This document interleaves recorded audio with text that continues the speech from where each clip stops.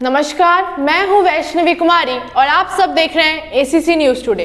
साल 2007 बिहार के Bhagwanpur police station में फोन बजा। यह फोन बिहार के एक छोटे से गांव से आया था।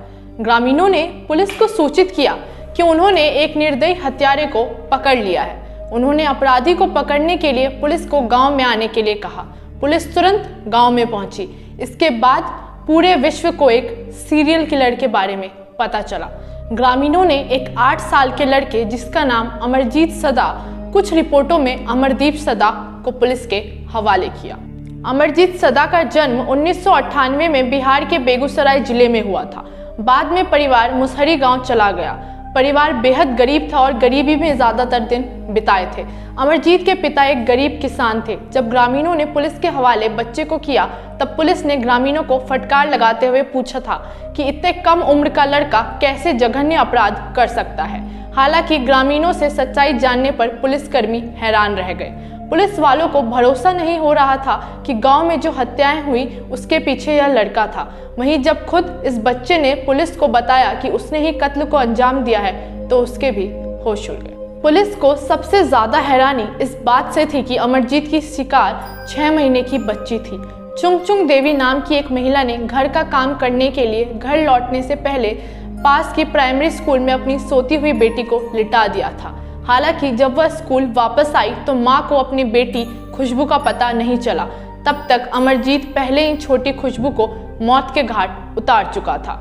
जब मोहल्ले के लोगों ने उसे पकड़ लिया और उससे पूछताछ की तो अमरजीत ने बिना पछतावे के अपना गुनाह कबूल कर लिया। हालांकि यह पहली बार नहीं था जब उसने हत्या की थी। उसने कबूल किया कि उसने इससे पहले 6 महीने और 1 साल की उम्र के 2 और शिशुओं को मार दिया था। अमरजीत की उम्र सिर्फ 7 साल थी जब उसने पहली बार हत्या की थी। ग्रामीणों को तब और जोरदार झटका लगा जब उन्हें पता चला कि अमरजीत ने अपनी ही बहन की हत्या की थी जो सिर्फ 1 साल की थी। अमरजीत ने बताया था कि जब वो अपनी बहन को मौत के घाट उतारने लेकर गया था तब वो शांति से अपनी मां की गोद में सो रही थी। बताया जाता है कि अमरजीत ने एक बच्चे को एक सुनसान खेत में ले जाकर पत्थर मार मार कर उसकी हत्या कर दी थी। एक माता पिता तब क्या करेंगे जब उन्हें पता चले कि उनका बच्चा एक हत्यारा है। शायद उसे हर हाल में बचाने की कोशिश करेंगे, जैसा कि अमरजीत के माता पिता ने किया। दरअसल अमरजीत की पहली शिकार उसकी खुद की 8 महीने की बहन ही थी। इसके बाद उसने अपने मामा की बेटी की हत्या की। अमरजीत के माता पिता ने इन दोनों हत्याओं की बात लोगों से छुपाने की कोशिश की। अमरजीत की मां ने तो उसके द्वारा किए गए अन्य 2 खून की बात से साफ इनकार ही कर दिया था। उन्होंने बीबीसी से कहा था कि इसने अपनी ममीरी बहन की हत्या नहीं की। हाँ, उसके हाथों से उसकी बहन नाले में गिर गई जिसके बाद उसकी मौत हो गई थी। हालांकि गांव में सभी ये जान चुके थे कि अमरजीत ने क्या किया है। तभी तो जब तीसरी बच्ची की हत्या हुई तो इसका सीधा शक अमरजीत पर गया और इस बार वह पुलिस के हाथों से बच नहीं पाया।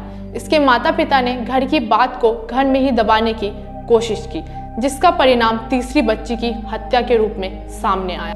कई रिपोर्ट में दावा किया जाता है कि अमरजीत के परिवार को शुरुआत से ही उसके बारे में सब कुछ पता था, लेकिन वो उसे बचाने में लगे हुए थे। इस मामले में अमरजीत के हम उम्र दोस्तों से बात करने पर पता चला था कि उसे दूसरों की पीड़ा में देखकर अच्छा लगता था। उसके साथियों ने बताया था कि चोर सिपाही के खेल में वह हम लोगों की बहुत पिटाई करता है। हम लोग उससे दूर रहना चाहते हैं, लेकिन अगर उसे ना खेलने दे तो वो हम लोगों को उससे और खतरा रहता है। जब पुलिस ने हत्या के मामले में अमरजीत से पूछताछ शुरू की तो उसके चेहरे पर किसी तरह का कोई डर नहीं था। उसने सबसे पहले पुलिस से बिस्किट की मांग की थी।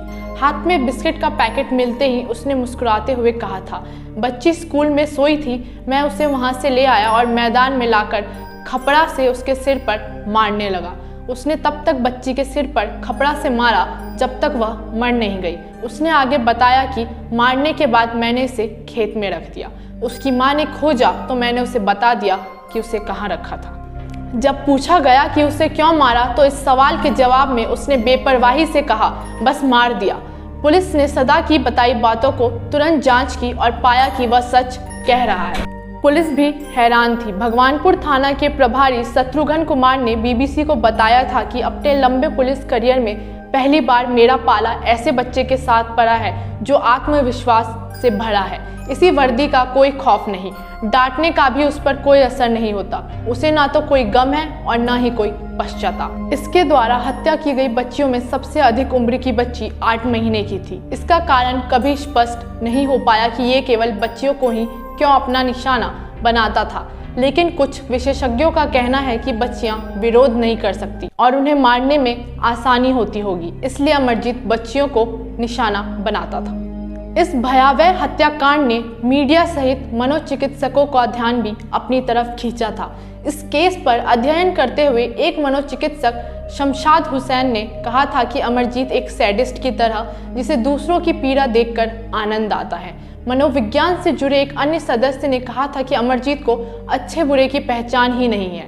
बीबीसी के हवाले से अंडरस्टैंडिंग ह्यूमन बिहेवियर के लेखक और मगध विश्वविद्यालय के पूर्व उपकुलपति हुसैन ने इस संबंध में बताया था कि ऐसे बच्चे दूसरों को प्रताड़ित करने के आनंदित होते हैं और इस तरह के आनंद की प्राप्ति के लिए वह हिंसक भी हो जाते हैं। उनके अनुसार ऐसी प्रवृत्ति विकसित होने में पारिवारिक पृष्ठभूमि के साथ सामाजिक हालात भी जिम्मेदार होते हैं। भारतीय कानून में किसी भी बच्चे को 3 साल से अधिक की सजा देने का नियम नहीं है। उनका गुनाह साबित हुआ या नहीं, उसे क्या सजा दी गई या उसे किस कारावास में रखा गया, ऐसी कोई भी जानकारी सार्वजनिक नहीं की गई। अनुमान है कि उसने एक मनोरोग सुविधा में 3 साल बिताए। बताया जाता है कि 2015 तक वह एक युवा गृह में रह रहा था। यहाँ उसे 18 वर्ष की आयु तक रहना था। संभव है 2016 में उसके 18वें जन्मदिन पर उसे रिहा कर दिया गया हो। संभावना ये है कि उसने घर छोड़ दिया हो और एक नई जिंदगी की शुरुआत की हो। कुछ मीडिया रिपोर्ट्स के अनुसार अमरजीत ने अपनी पहचान छुपाने के लिए अपना नाम बदलकर समरजीत कर लिया था।